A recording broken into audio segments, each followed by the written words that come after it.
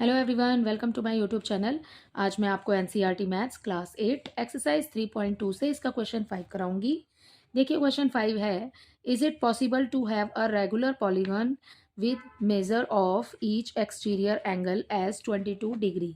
ठीक है, तो आपको बताना है कि क्या रेगुलर पॉलीगन पॉसिबल होगा जिसमें कि एक्सटीरियर एंगल जो है वो हर एक एक्सटीरियर एंगल जो है वो 22 डिग्री का होना चाहिए। तो आपको बताना है वो पॉसिबल होगा या नहीं। तो देखिए इसको कैसे करेंगे।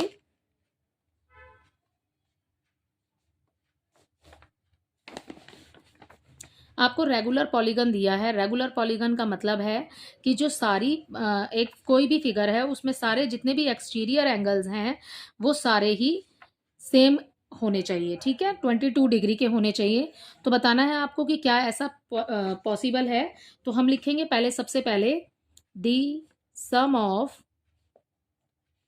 ऑल एक्सटीरियर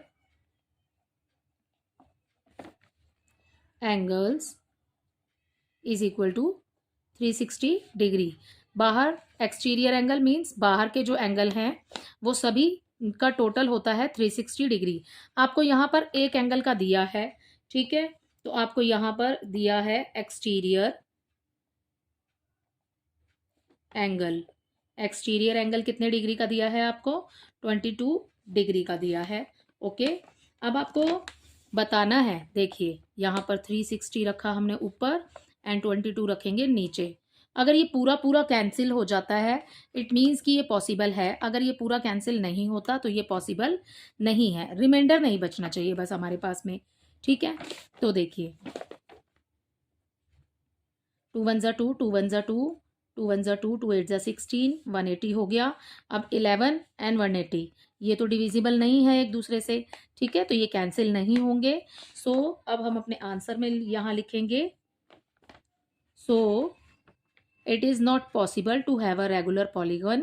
ठीक है, ये जो लाइन आपको पूरी दी है इज इट की जगह आप लिखेंगे, इसकी जगह आप लिखेंगे no, it is not possible. ठीक है, एंड ये जो लाइन आपको दी हुई है पूरी आप लिख सकते हैं। ठीक है, अगला देखिए इसका B part, can it be an interior angle of regular polygon why. क्या ये एक इंटीरियर एंगल जो होते हैं, ठीक है, किसी भी polygon regular.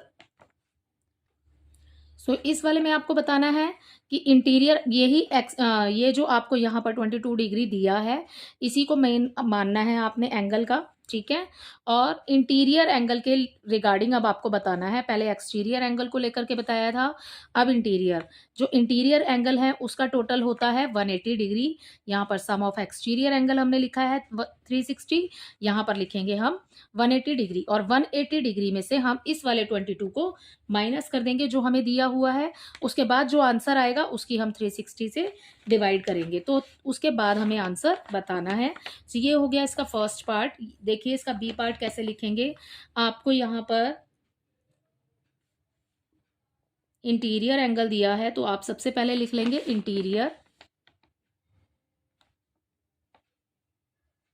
Interior angle is equal to 22 degree. ठीक है, अब आपने यहाँ लिखना है exterior angle is equal to, देखिए ये हो जाएगा 180, इसमें से माइनस करेंगे आप 22 को। ठीक है, तो आंसर आपके पास आ जाएगा 158 डिग्री। ठीक है, जब इसमें से इसको माइनस करेंगे। अब देखिए टोटल कितना होता है 360 डिग्री।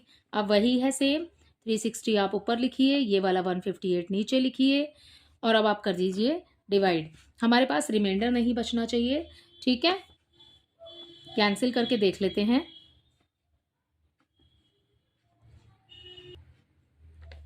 2 7 ज़ा 14, 2 9 ज़ा 18। ठीक है, यहाँ आ जाएगा 180। ओके, तो अभी भी आपके पास में ये जो 79 और 180 से अगर आप इसको डिवाइड करेंगे तो रिमाइंडर बचेगा, ये पूरा कैंसिल नहीं होगा। तो आप यहाँ पर लिखेंगे सच पॉलीगन इज नॉट पॉसिबल।